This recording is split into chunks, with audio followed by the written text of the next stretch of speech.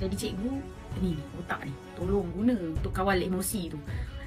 Bergaduh dengan budak umur 9 tahun dia. Kau kenapa? Kau cikgu kot. Kat sini tak kisah budak tu salah ke tak, tapi cara tu tak kena. Kes budak sekolah rendah kena marah dengan beberapa orang cikgu di depan kelas dia. Ya, di depan semua budak-budak kelas dia. Berdasarkan video yang aku tengok tu, aku baca komen-komen sekali lah. Diorang kata budak ni mereka cerita pasal cikgu-cikgu sebab tak nak pergi sekolah. Lepas tu cikgu ni panggil lah budak tu dengan satu kelas dia dan beberapa orang cikgu untuk budak tu mengaku kesalahan dia. Apa yang aku dengar cikgu tu cakap, dia tak adalah terjurit-jurit kan, macam cepat aku, cepat. Tak, cikgu tu bercakap kuat dan firm. Ya, biasa. Kalau sekolah rendah memang macam gitulah nadanya. Lagi-lagi prasekolah. Kita sebagai parents, orang lain tak boleh marah anak kita. Kita je boleh marah anak kita. Untuk orang tua macam kita ni, orang dewasa macam kita ni, kita rasa macam alah, kes budak-budak aje. Tapi untuk mereka, saat umur mereka waktu tu adalah yang paling dewasa.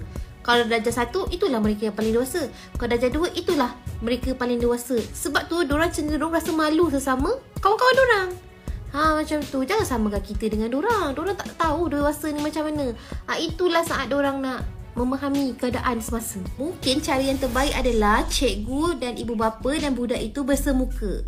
And then, kalau perlukan saksi, panggillah dalam 5 orang pun cukup. 5 orang budak kelas dia sebagai saksi. Confirm settle dengan baik. Budak-budak ni, bila je ada dua-dua pihak, cenderung untuk cakap lebih betul. Maksudnya lebih benar lah. Sebab dua-dua ada, tak boleh plot twist. So, dekat sini yang orang marah adalah cara. Ya, cara tu yang tak kena. Bukan budak tu, cara yang salah sekarang. Tengok satu video yang adik nama Elisa, anak buah Sajat kan, umur 9 tahun.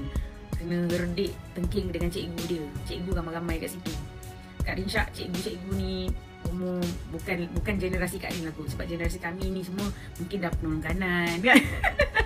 Dan kita bukan 41 dah. Tengok budak-budak pun nak gaduh kan. Begitu.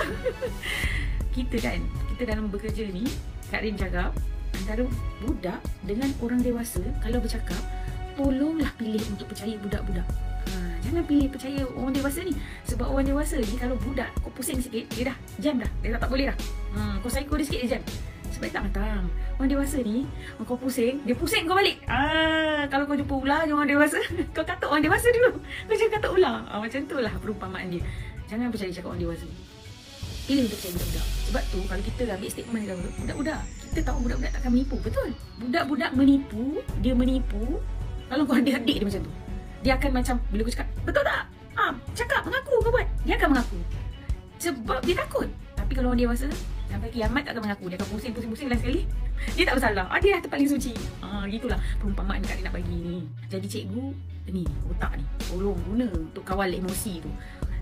Bergaduh dengan budak umur 9 tahun dia. Kau kenapa? Kau cikgu kot. Tapi kita netizen, kita percaya budak-budak.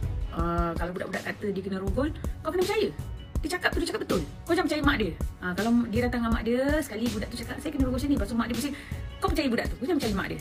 Orang dewasa ni dia pandai. Dia ada akal. Dia boleh manipulate fakta. Ada yang jenis narsistik. Budak-budak ni umpama kain putih. Kalau menjadikan dia narsistik tu mak dia, mak ayah dia. Kena cakap geram kan bergaduh dengan budak-budak kan. Cikgu tak cikgu, aku tibai je. Tak marah, tegur. Tegur, tak boleh kena tegur. Kalau anda suka video di channel ini, boleh juga tekan butang like dan share di media sosial yang lain. Terima kasih kerana setia di sini.